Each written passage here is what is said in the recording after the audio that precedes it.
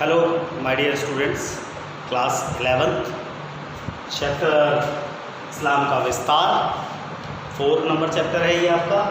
और इस चैप्टर में नेक्स्ट जो हमारा टॉपिक है वो है उमैयद और राजतंत्र के बारे में। इसके बाद नेक्स्ट टॉपिक हम बात करेंगे अब्बासी क्रांति के बारे में। तो दो ये हमारे पास पॉइंट्स हैं आज क्लियर करने के लिए। तो सबसे पहले उमैयद और राजतंत्र के बारे में बात करते हैं। जो उमैयद लोग थे उन उमैयदों ने उम्मा को मजबूत बनाने का प्रयास करना शुरू कर दिया। सबसे पहली बात ये थी, उन्होंने क्या करना शुरू कर दिया, उन्होंने उम्मा को मजबूत बनाने का प्रयास शुरू किया और ये कार्य उन्होंने धीरे धीरे शुरू कर दिया। और इस तरीके से उन्होंने क्या किया, सबसे पहले जो उमैयद खलीफा थे, सबसे पहले जो पहले उमैयद खलीफा थे मुआविया, उन्होंने क्या किया, उन्होंने दमिश्क को अपनी राजधानी बना लिया। दमिश्क को अपनी राजधानी बनाया सबसे पहले उन्होंने। फिर उसके बाद जो उमैयद राज्य था वो धीरे धीरे शक्तिशाली उसे बनाते चले गए। उमैयद जो पूरा राज्य था उसे उन्होंने शक्तिशाली बनाना शुरू कर दिया। तो इस तरीके से अब वो क्या करने लगे, सीधा इस्लाम जो था ना उस पर आधारित ये समाज अब नहीं था।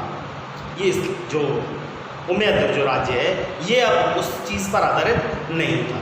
तो ये उन्होंने रखा। अब उन्होंने थोड़ा सा उसमें और लोगों को भी शामिल करना शुरू किया। अब ये शासन कला और सीरियाई सैनिकों की वफादारी के बल पे चलाया जाने लगा।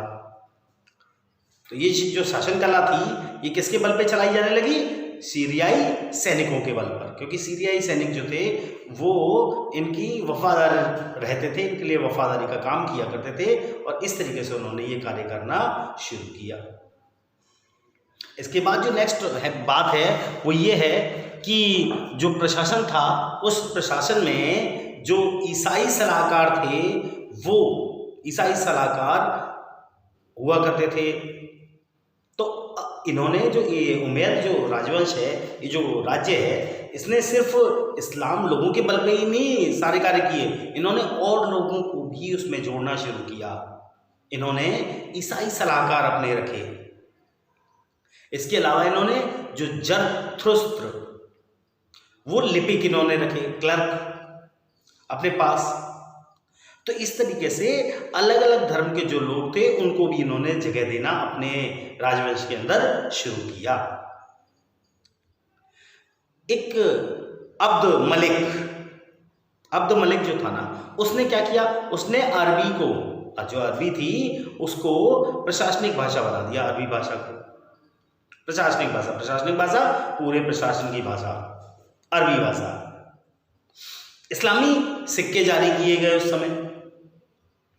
जब इस्लामी सिक्के जारी किए गए तो 2 प्रकार के सिक्के जारी किए गए। पहले सोने के सिक्के थे जिन्हें दीनार कहा जाता है और दूसरे सोने के सिक्के थे, दूसरे जो सिक्के थे वो थे चांदी के, उन्हें दिरहम कहा जाता है। तो सोने के सिक्के दीनार और चांदी के सिक्के दिरहम। अब नेक्स्ट टॉपिक की बात करते हैं हम अब्बासी क्रांति के बारे में। अब्बासी क्रांति क्या थी? उमैयद जो वंश था ना उस उमैयद वंश को दवा नामक एक सुनियोजित आंदोलन ने उखाड़ फेंका। यह आंदोलन था, उसने इस राजवंश को खत्म कर दिया। किस राजवंश को? उमैयद वंश को। 750 में 750 के अंदर जो इस वंश की जगह अब्बासियों ने ले ली। अब अब्बासियों ने यहाँ पर शासन करना शुरू कर दिया। और ये अब्बासी कौन थे? ये मक्का के रहने वाले थे। कहाँ के रहने वाले? मक्का के। अब्बासियों ने उमैयद शासन को बिल्कुल बेकार बताया। जो अब आ गए, नए आ गए, अब्बासी आ गए ना नए, उन्होंने किसको बताया? पुराना वाला शासन जो उमैयद शासन था उसको क्या बताया? बिल्कुल बेकार बता दिया। और क्या कहा? और ये कहा कि जो पैगंबर मोहम्मद है ना वो पैगंबर मोहम्मद के मूल स्थान इस्लाम की दोबारा से पुनर्स्थापना करेंगे। उन्होंने ये कहा क्योंकि वो अलग अलग चीज़ें हो रही थी ना तो उनको ख़त्म कर दिया उन्होंने नहीं, इस्लाम की स्थापना करेंगे दोबारा से, पैगंबर मोहम्मद के इस्लाम की पुनर्स्थापना दोबारा से स्थापना करेंगे। इस क्रांति से केवल वंश नहीं बदला भाई, उम्मैयद के बाद कौन आ गए? अब्बासी, तो वंश बदल गया ना, तो वंश ही नहीं बदला बल्कि और भी बहुत सारी चीज़ें बदली। वो कहता है कि इस्लाम का जो राजनीतिक ढांचा था वो भी बदल गया और उसकी जो संस्कृति थी उसमें भी कई सारे बदलाव आए। ढांचा और सांस्कृतिक बदलाव, कई सारी चीज़ें बदलती चली गई। अब्बासियों ने और क्या किया? उन्होंने जो पैगंबर मोहम्मद के चाचा थे जिनका नाम था अब्बास, पैगंबर मोहम्मद के जो चाचा थे उनका नाम था अब्बास, ये उन्हीं के वंशज थे, इसीलिए ये कहलाते हैं अब्बासी। समझ रहे हैं आप लोग? अब्बास किसके चाचा थे? पैगंबर मोहम्मद के चाचा, उन्हीं से ये वंश आया, अब्बासी वंश। और इन्होंने यहाँ बदलाव लाने शुरू किए। इन्होंने और क्या किया? इन्होंने ऐसे लोगों का समर्थन हासिल किया जो उम्मैयदों से असहमत थे। अब्बासियों ने जो उम्मैयद लोग थे उनसे जो असहमत लोग थे, उन असहमत लोगों को उन्होंने इकट्ठा करना शुरू कर दिया कि भाई इनसे शासन चलाएंगे, ये असहमत हैं इन सबसे, इनको इकट्ठा कर लेते हैं, तब इनको उखाड़ के फेंक देंगे और हम इनकी जगह शासन करने लग जाएंगे। बगदाद उस समय राजधानी हुआ करती थी। तो अब कौन कौन लोग असहमत थे? अगर हम देखें तो उस समय खुरासान के जो अरब नागरिक थे, खुरासान एक जगह है, वहाँ के जो अरब नागरिक थे वो उम्मैयद शासन को इसलिए पसंद नहीं करते थे क्योंकि उम्मैयद लोगों ने उनसे पहले कहा था कि हम आपको करों में रियायत देंगे, करों में थोड़ी छूट देंगे, उसका वादा किया था उन्होंने, और वो छूट उन्होंने बाद में नहीं दी, वो पूरी नहीं की उन्होंने। इसीलिए ये खुरासान के जो अरब नागरिक थे ये उम्मैयद राजवंश से बहुत ज़्यादा खफा थे, इसलिए उन्होंने अब्बासियों का साथ देना शुरू कर दिया।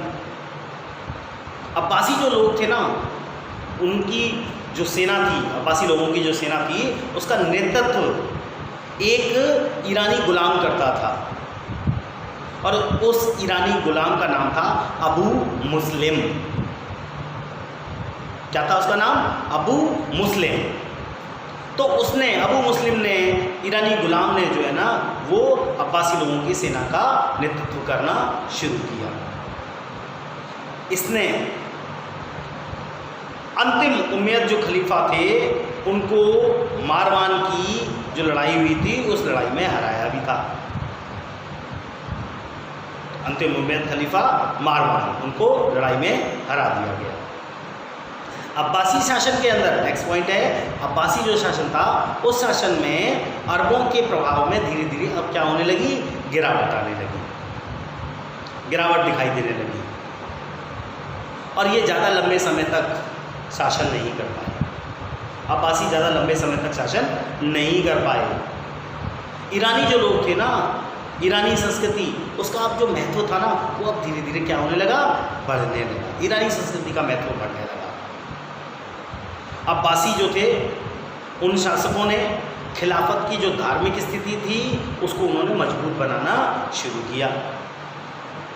इस्लामी जो संस्थाएं थीं और जो विद्वान थे उनको उन्होंने संरक्षण प्रदान करना शुरू किया। उन्होंने तो बड़ा अलग तरीके से काम किया। तो अब्बासी शासकों ने जो खिलाफत थी उसकी जो धार्मिक स्थिति थी उसे मजबूत बनाया, इस्लामी जो संस्थाएं थीं और जो विद्वान थे उन्हें उन्होंने संरक्षण भी देना शुरू कर दिया।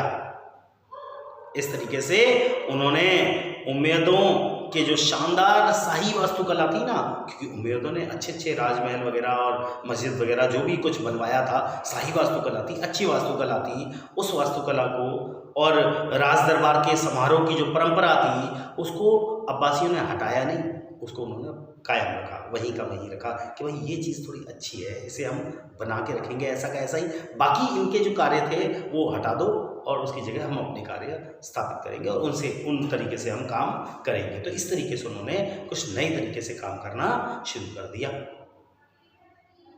तो सभी जो चीज़ें थी ना इस तरीके से उन्होंने कार्य करना शुरू किया।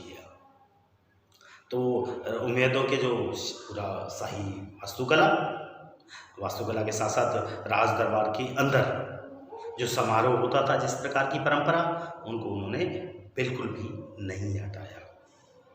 इन चीज़ों को न हटाते हुए उन्होंने अपनी पूरी परंपरा जो है कायम रखी और उसी तरीके से उसको, उस परंपरा को कायम रखा और आगे लगातार उस तरीके से कार्य करते रहे।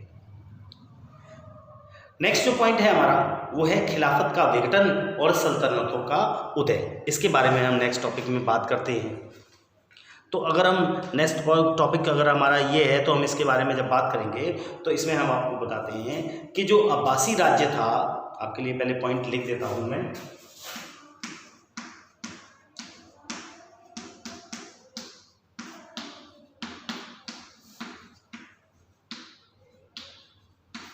खिलाफत का विघटन, तो ये खिलाफत का विघटन है नेक्स्ट पॉइंट हमारा।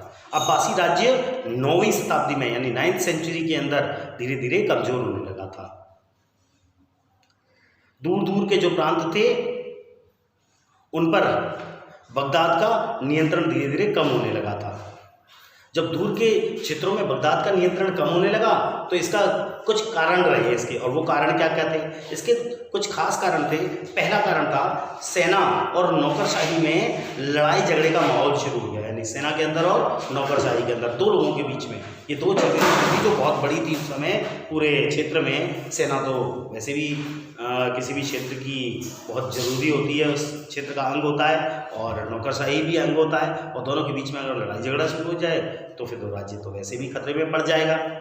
तो यही शुरू हुआ और दोनों के बीच में इस तरीके से लड़ाई झगड़े का माहौल धीरे धीरे शुरू होता चला गया। अब ये जो लड़ाई झगड़ा था ना, इसमें दो जो चीज़ें थी, वो एक तरफ तो आ गया अरब समर्थक लोग जो अरबों का समर्थक करते थे। अब इन अरबों की स्थिति जो है वो धीरे धीरे कम होने लगी, वैल्यू इनकी कम होने लगी। और दूसरी तरफ थे ईरानी समर्थक, इनकी अब वैल्यू क्या होने लगी? धीरे धीरे बढ़ने लगी, इंक्रीज होने लगी। तो इन गुटों का आपस में लड़ाई झगड़ा शुरू हो गया, अरब समर्थकों के बीच में और ईरानी समर्थकों के बीच में। 810 में एक खलीफा थे जिनका नाम था हारून अल रशीद, अरब के खलीफा। क्या नाम है उनका? हारून अल रशीद। इन रशीद के जो पुत्र थे, दो पुत्र थे इनके, एक का नाम था अमीन और दूसरे का नाम था मामुन। अमीन और मामुन, इन दोनों के समर्थकों के बीच में गृह युद्ध क्या हो गया? शुरू हो गया। दोनों के बीच में गृह युद्ध शुरू हो गया। इससे क्या हुआ? गुटबंदी और गहरी होती चली गई, बहुत गुटबंदी गहरी हो गई। इतनी गुटबंदी गहरी हो गई कि आपस में एक दूसरे को देख नहीं सकते थे। और क्या हुआ? जितने भी तुर्की गुलाम अधिकारी थे, तुर्की गुलाम, वो अधिकारियों का एक नया शक्ति गुट बनता चला गया। तुर्की गुलाम अधिकारियों का एक नया गुट बन गया, सियाओं के बीच में और सुन्नियों के बीच में। ये दो मुस्लिमों के अंदर, इस्लाम में दो हैं, सिया और सुन्नी। इन दोनों के बीच एक बार फिर से सत्ता के लिए प्रतियोगिता शुरू हो गई। फिर से दोबारा से लड़ाई झगड़े शुरू हो गए इनके बीच में, प्रतियोगिता शुरू होगी कि भाई हम बैठेंगे, हम बैठेंगे, हम बैठेंगे, हम। तो बहुत से धीरे धीरे क्या हुआ? बहुत से नए छोटे छोटे राजवंश धीरे धीरे उत्पन्न होना शुरू हो गए। इन लड़ाई झगड़ों का फायदा उठाकर अलग हो गए इन सब जगहों से, इस राज्य से अलग हो गए, इस वंश से अलग हो गए, और उन्होंने अपने नए राज्य स्थापित कर लिए। तुरान और अक्सास, इन दोनों के पार, अगर इनके पार देखें, तुरान के पार और अक्सास के पार देखें, तो उसके पार वाले जो इलाके थे उनमें दो नए वंश आ गए। एक का नाम था ताहिरी और दूसरे का नाम था समानी। तो ये दो वंश नए आ गए। मिस्र में और सीरिया में दोनों जगहों पर एक नया वंश आ गया जिसका नाम था तुलनी,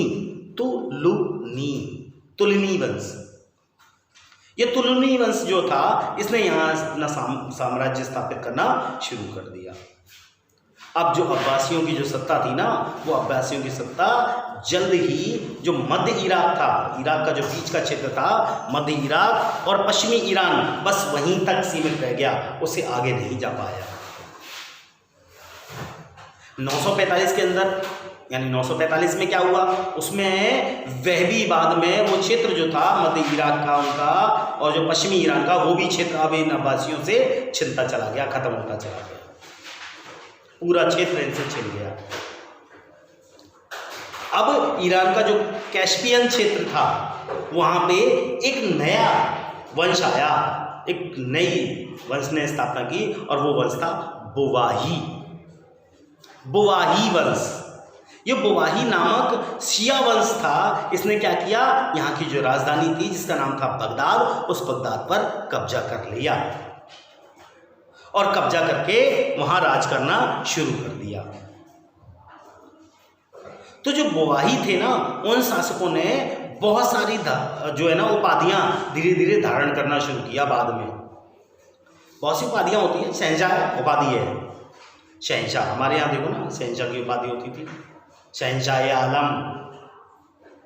तो इस तरीके की उपाधियां दी जाती थी। शहंशाह क्या होता है, राजाओं का राजा, इसे शहंशाह कहते हैं। तो इस तरीके की उपाधियां उन्होंने धारण की। लेकिन कभी भी उन लोगों ने जो खलीफा की उपाधि थी ना, वो कभी भी उन्होंने धारण नहीं की, वो कभी भी उन्होंने अपने पास नहीं रखी, उसको हमेशा उन्होंने अपने से दूर रखा। सिर्फ उन्होंने अलग अलग प्रकार की उपाधियां ली, शहंशाह है या सल्तनत नूर है या कुछ और टाइप की उपाधियां हैं, उन उपाधियों को उन्होंने अपने अंदर धारण किया। तो आज हम आपके सामने बस इतना ही रखते हैं। नेक्स्ट जो हमारी वीडियो होगी उसमें हम सल्तनत के बारे में और थोड़ा बुवाहियों के बारे में बात करेंगे, बुवाहियों के बारे में, और फिर उसके बारे में आपको बताएंगे। तो अब तक के लिए इतना ही। Thank you very much. इसी तरह वीडियोस देखते रहिए और अपने कार्य को लगातार आगे बढ़ाते रहिए।